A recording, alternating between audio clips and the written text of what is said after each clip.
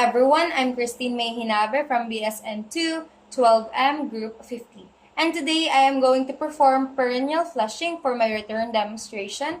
Perineal flushing involves cleaning the private areas of the patient, the perineum and the genitalia. This is done to remove perineal secretions and odors, prevention of infection and contamination, and to promote client comfort. Next, perineal flushing is indicated for patients who are in labor and in postpartum, for patients who has a perineal repair, for comatose patients, bedridden patients, and for those who has an indwelling catheter. Prior to the conduct of the procedure, I have prepared the necessary equipment to be used to conserve time and energy. This includes a bedpan, a kidney basin, 7 pieces of cotton balls soaked in cleansing solution, 7 pieces of dry cotton balls, sterile forceps, sterile gloves, perineal pad, pitcher with warm water, and new set of clean underwear. Now I have performed hand washing to protect my patient and myself as well for infection and cross-contamination. Next, I am going to introduce myself to the patient to verify my patient's identity and explain the procedure in order to gain her consent and gain her full cooperation. Good day, ma'am. I am your student nurse for today. May I see your wristband? Please state your name, your birthday. Okay, thank you, ma'am. After doing so, place the patient in a dorsal recumbent position. This provides a good visualization of the area to be cleansed. Ma'am, I need you to flex your knees. I also need you to lift your buttocks so that I can place a bedpan underneath. So I am going to help to lift your buttocks in a count of 3. Okay?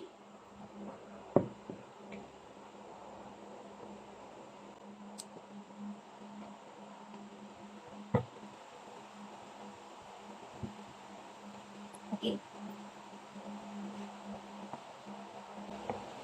Next, after doing that, I'm going to wear my sterile gloves and then start with cleaning the perineal area of my patient.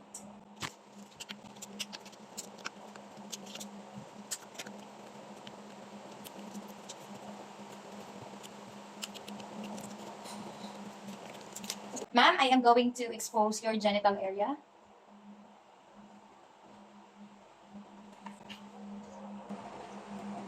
The only parts are exposed are the areas to be cleansed to help the patient avoid chills and from getting embarrassed. After doing that, I am going to flush a warm water over my patient's perineal area. I am using warm water because warm water will soften and dissolve blood clots if there are any also, to prevent the patient from having chills.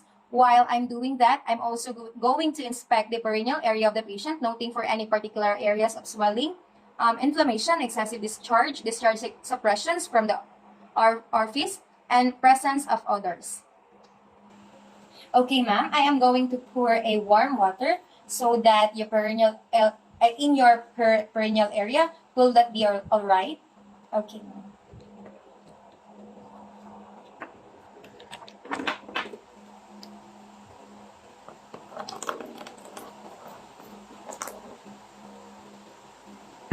Now I am going to proceed with cleansing the perineum or cleaning my patient's genitalia. I am going to place my kidney basin here.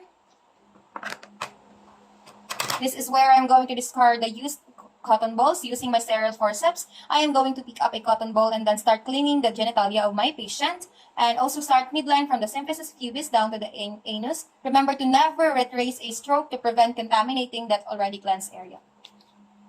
Then we are going to discard it. I am going to pick another first cotton ball from mons pubis to the midline up to the anus.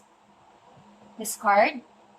Next, from mons pubis to the labia majora to the anus.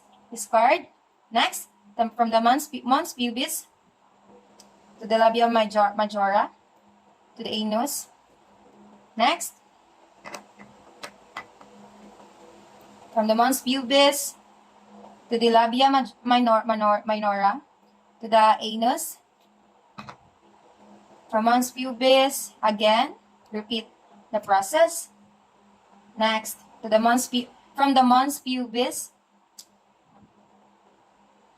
Another side. Next, one is the groin of the patient. Discard. Discard.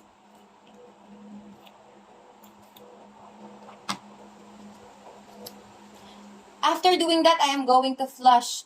After doing that, I'm going to clean the groin area of my patients, which I all have already done. Going to the up thigh, use another side of the same cotton ball for the near groin. Discard, then do the same on the other side. After doing that, I'm going to flush my patient's genital area with warm water. Okay, ma'am. I'm going to pour water over your perineal area again. Okay. After doing that, I am going to dry my patient's genital area using the dry cotton. Again, we will repeat the process, but this use a dry cotton. Now, see this, the midline, that's the anus. Next one, discard the cotton ball, then see this, labia majora, the anus. The next side, repeat the process. Next side, from the this, the labia majora, the anus, discard, and last one, the this, labia majora, the anus. Next is, I'm going to pick another dry cotton ball and clean the labia majora by way of figure 7 down to the anus and then discard the cotton ball. I'm going to do the same on the other side, then another cotton ball for the labia majora and another cotton ball for the other side. Next, I'm going to dry the groin area and discard another here, the groin area, then discard, and I'm going to repeat it on the other side. After doing that, I'm going to take the bedpan of the patient's buttocks. So, ma'am, I'm going to help you lift your buttocks again so that I can take the bedpan beneath on a count of 3. Okay? 1, 2, 3.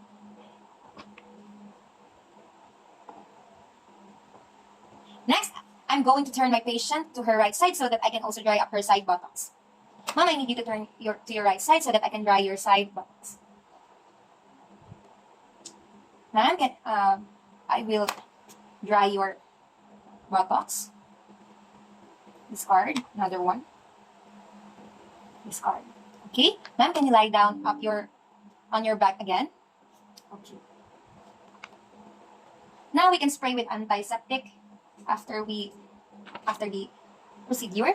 As needed, and place perineal pad with an up-down motion as needed. Underwear perineal pads absorb blood and discharges from vagina. Now I am going to let my patient wear her underwear. So, ma'am, how do you feel? Are you much comfortable and feeling refreshed? Okay, that's good to hear, ma'am. Since I am going to leave you now and let you have some rest, if you need anything, do not hesitate to use the call button so that I can go back in here and attend your need. Okay, thank you, ma'am. After doing the procedure, I am now going to proceed to the aftercare of the equipments that I used and document the procedure that I just did and discharge I observed.